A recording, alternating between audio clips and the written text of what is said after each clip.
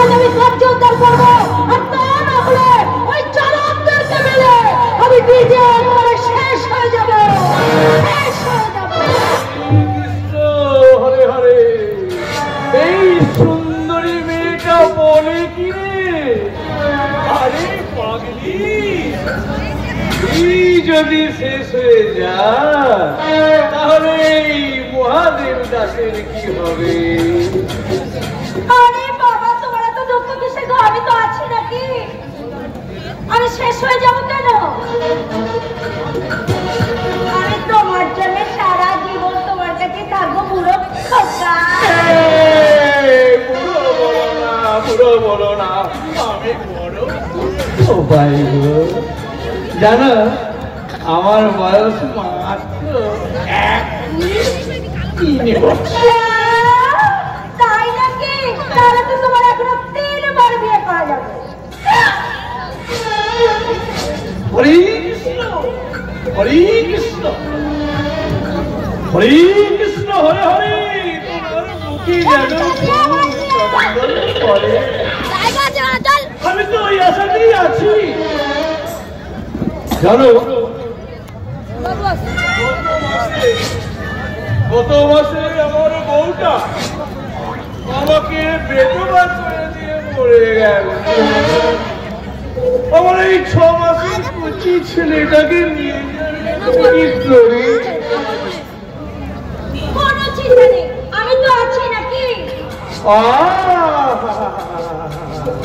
কথা তো নয় মধু, আমি তো আছি নাকি? হরে কৃষ্ণ। তাহলে তাহলে তুই আমার ছেলে মা হবে তো? মানে একেবারে হয়ে বসে আছি। আমি তোমাকে বিয়ে করে তোমার ছেলের মা হয়ে তোমার ছেলেকে কোলে নিয়ে আমি বলবো বুদ্ধাং শরণং গচ্ছামি।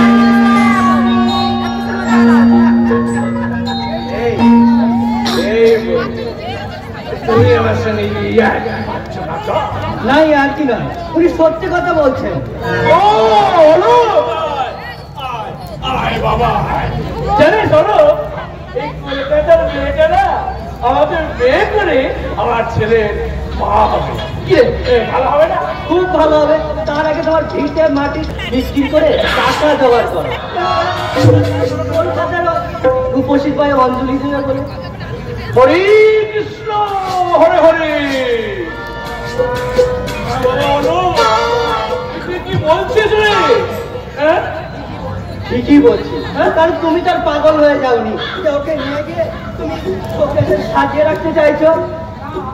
না মানে হলো তুই আমার তো ছেলের মতো, আমি কি করে বলি? এই ছোট জামা আর ছোট প্যান্ট পরা, এই আদলানটা মিলিয়ে গেল না, আমার বড় ভালো লাগে। তাহলে আর দেরি কেন? ওকে তোমার বাড়িতে নিয়ে চলে যাও। কাউকে দিবি না, আমি আসছি। তুই রাগ করছিস বাবা? জয় নিতাই, জয় নিতাই, জয় নিতাই। তাহলে আমি একাই বাড়ি যাই। আরে সে কি তো, তুমি একা বাড়ি যাবে কেন? আমাকে বিয়ে করবে না? করতো করতো, কিন্তু আমার ভাইপো যে আবার রাগ করছে গো সুন্দরী। তাছাড়া তুমি বলো লোকি। হরে কৃষ্ণ, হরে কৃষ্ণ, হরে হরে। বুদ্ধিমান লোকেরা এখান থেকে কেটে পড়ে। হাজার হোক আমার ভাইপো যখন চোখে লেগেছে তখন তার আমি ইয়ে করতে পারি না। আমার সাধনা মিটিল, ভাষা করিল, সকলে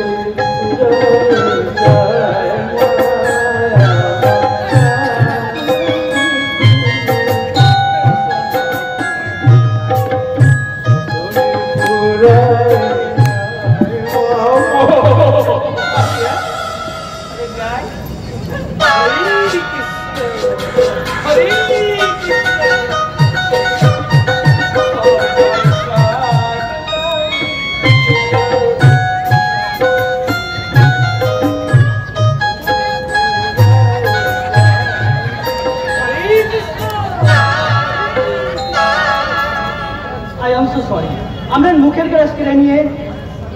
আরে সারা মার ছক্কা, আরে হ্যান্ডিং করে গুন্ডার আর সার্জিং করে রাজার গুন্ডার, এইসব ছুঁচু মেরে হাত বন্ধ করার জন্য আমি সুদূর কলকাতা থেকে এই গ্রামে আসি। এতক্ষণ যার সঙ্গে অভিনয় করলেন? আরে সারা আসল নাটক করার আগে আমি একটু রিহার্সাল দিয়ে দেখছিলাম। ও মাই গড, আপনি এখানে? আমি তো সারা স্টেশন আপনাকে তালাশ করছি। আপনি?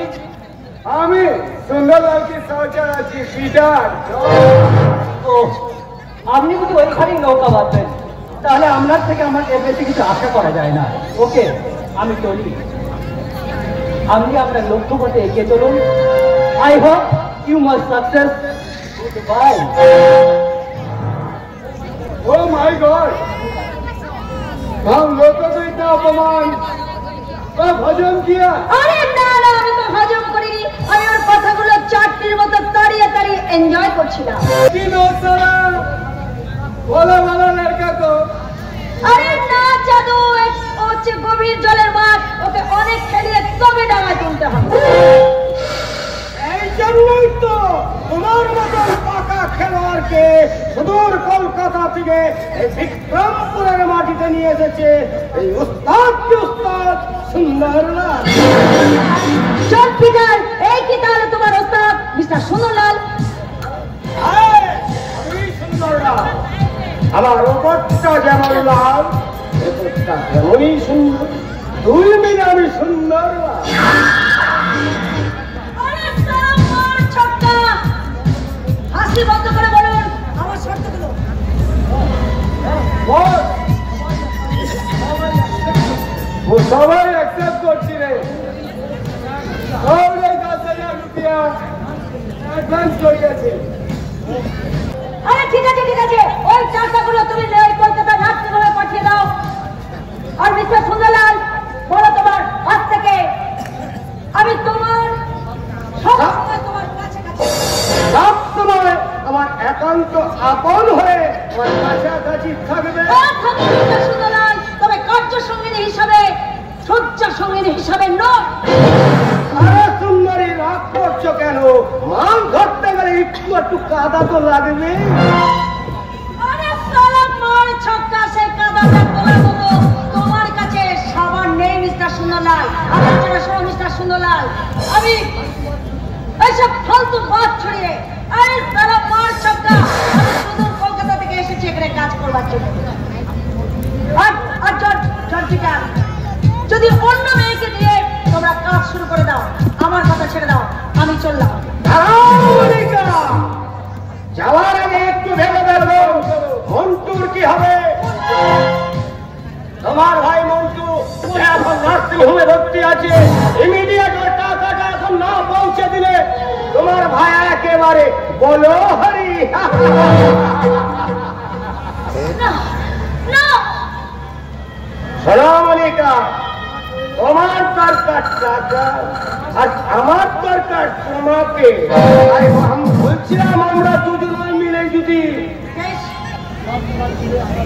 বলো মিস্টার সুন্দরলাল, তোমার শর্তগুলো বলো, আমাকে কি করতে হবে তাই বলো। তোমার প্রথম সত্য হলো কিছুক্ষণ আগে যে ছেলেটির সঙ্গে দাঁড়িয়ে দাঁড়িয়ে গল্প করছিলে তাকে তোমাকে তুহিনিকার ফাঁদে ফেলে ওদের একমাত্র সম্বল ওই 2 বিঘে জমি বিক্রি করাতে রাজি করাতে হবে।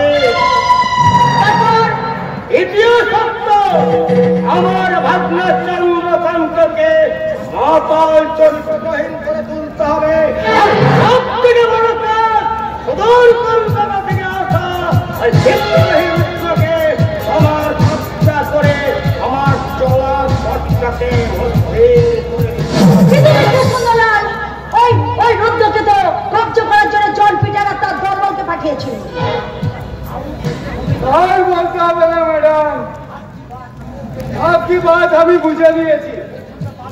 1 घंटा बाद देवें आपके लिए बागानबाड़ी का हम नंदन कानून बानिए दीजिए। তারপরে মিস্টার সুন্দরলাল, আমার যৌবনের পাতা জালে বন্দি করে ওদেরকে আমি বুঝিয়ে দেব